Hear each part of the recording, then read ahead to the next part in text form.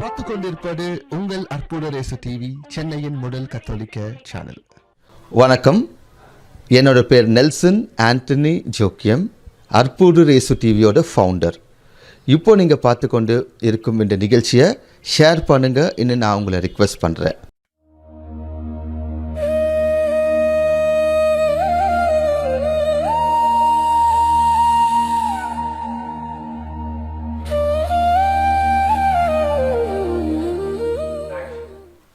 அனைவருக்கும் வணக்கம். நெல்லும் உயிரன்றே நீரும் உயிரன்றே, மன்னன் உயிர்த்ததே மலர்தலை உலகம். இந்த பாடலில் நெல்லும் உயிர் தருவதில்லை, நீரும் உயிர் தருவதில்லை, மன்னனே மக்களின் உயிர் என்பதை உணர்ந்து செயல்பட வேண்டும் என்ற கருத்தை புறநானூறு வலியுறுத்துகிறது. ஆனால் அதையும் தாண்டி தமிழ் மொழியே மக்களின் உயிர், அதுவே அவர்களுக்கு உயிர் அளிக்கிறது என்பதை உணர்ந்து அந்த தமிழ் மொழியை கற்று அதிலே புலமை பெற்று இலக்கியம் படைத்தவர்தான் நம் வீரமாமுனிவர். அவரின் இலக்கிய பணிகளை பற்றி பார்ப்போமா? வீரமாமுனிவர் இலக்கிய பணிகளை எண்ணி எண்ணி வியக்கின்றேன். தமிழிலே சிலப்பதிகாரம், மணிமேகலை, வளையாபதி, குண்டலகேசி, சீவக சிந்தாமணி என 50 காப்பியங்கள் இருக்கின்றன. மேலும் 8 தொகை, 14 கீழ்கணக்கு நூல்கள், 10 பாட்டு நூல்கள் என தமிழின் பெருமையை பேசும் இலக்கியங்கள் பல உள்ளன. அவற்றை எழுதியவர்கள் தமிழ் மண்ணிலே பிறந்தவர்கள், தாய்ப்பாலின் சுவையிலேயே தமிழை சுவைத்து வளர்ந்தவர்கள். ஆனால் நாடு விட்டு நாடு தாண்டி கண்டங்கள் கடந்து பிறந்தவர்தான் ஜோசப் கான்ஸ்டன்டைன் பெஸ்கி. அவர் தமிழை கற்று 9 ஆண்டுகளில் அவர் ஆற்றிய இலக்கிய பணிகள் காலத்துக்கும் அழியாத பெயர் சொல்லும் கால சுவடுகளாக இருக்கின்றன. எழுத்தறிவித்தவன் இறைவன், ஆனால் கல்வி அறிவித்தவன் கடவுளாக கருதப்படுவான், புனிதனாக மதிக்கப்படுவான் என்பதை உணர்ந்து யான் பெற்ற இன்பம் பெருக வையகம் என்பதற்கேற்ப ஏலாக்குறிச்சியில் பள்ளிக்கூடம் கட்டி மறை அறிவிலும் மொழி அறிவிலும் வேதியர்களையும் மக்களையும் வளர்த்தார் நம் வீரமாமுனிவர்.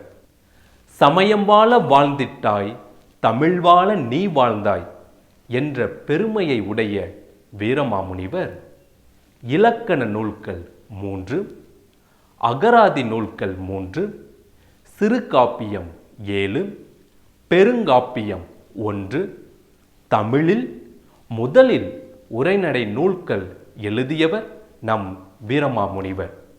அந்த உரைநடை நூல்கள் 6, அதையும் கடந்து மருத்துவ நூல்கள் 16 நூல்கள், ஆக மொத்தம் 35க்கும் மேற்பட்ட நூல்களை எழுதி காலத்துக்கும் நறுமண திரவியமாக அவர் நூல்கள் இருக்கின்றன. தமிழ் எழுத்துக்களுக்கு புள்ளி வைத்து நெடில் குறில் என்ற வேறுபாட்டை ஏற்படுத்தி தமிழ் எழுத்துக்களில் சீர்திருத்தம் கொண்டு வந்தவர் வீரமாமுனிவர். இத்தகைய சிறப்பு பெற்று புலமை பெற்ற வீரமாமுனிவர் தன் தாழ்ச்சியை, பணிவை, அடக்கமான எழுத்து பணியை தேம்பாவணி முதற்காண்டம் 4வது பாடலில் இவ்வாறு சொல்லுகிறார். ஊமனேனும் அருங்கதை அறையல் உற்றேன் என்று தன்னை வாய்ப்பேச இயலாதவர் என கருதி அந்த தேம்பாவணி இலக்கியத்தை எழுத முற்படுகிறார். அறக்கடல் நீயே, அருட்கடல் நீயே, அருங்கருணாகரன் நீயே என்றும், உயிரும் நீ, தாயும் நீ, பிதாவும் நீ, அனைத்தும் நீ என்றோ என்று கடவுளை பாடுகிறார்.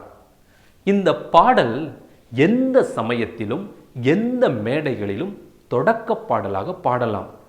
அப்படி ஒரு பொதுவான நெறியை தந்தவர் வீரமாமுனிவர்.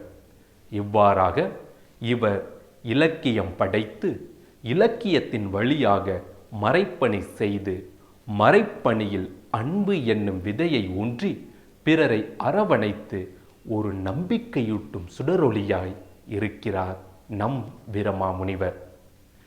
இன்றைய நவீன உலகத்தில் தொலைத்தொடர்பு கருவிகள் மூலமாக தகவல்கள், கருத்துக்கள் வேகமாக பகிரப்படுகின்றன.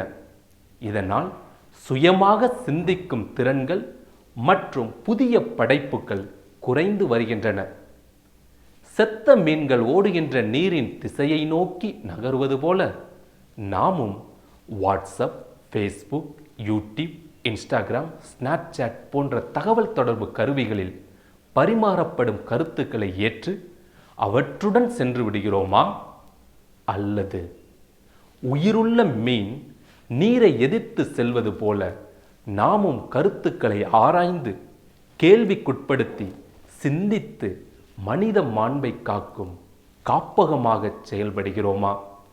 சிந்திப்போம். நம் வீரமாமுனிவரைப் போல் இலக்கிய பணிகள் படைக்கவில்லை என்றாலும் அவர் படைத்த படைப்புகளை இலக்கியமாக பார்த்து நம் வாழ்வில் இலக்கணங்கள் வகுத்து ஒவ்வொரு மனிதரையும் அரவணைக்கும் அன்னையாக, உதவிடும் கரமாக, பாதுகாக்கும் காப்பகமாக செயல்படும்போது மற்றவர்கள் வாழ்வில் காப்பியங்கள் படைக்கின்றோம். நன்றி.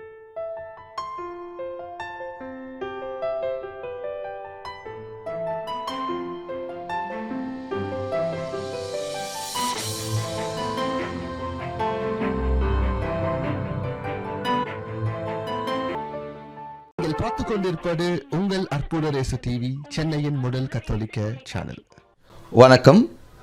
என்னோட பேர் நெல்சன் ஆண்டனி ஜோக்கியம், அற்புத ரேசு டிவியோட ஃபவுண்டர். இப்போ நீங்கள் பார்த்து கொண்டு இருக்கும் இந்த நிகழ்ச்சியை ஷேர் பண்ணுங்கள் இன்னும் நான் உங்களை ரிக்வெஸ்ட் பண்ணுறேன்.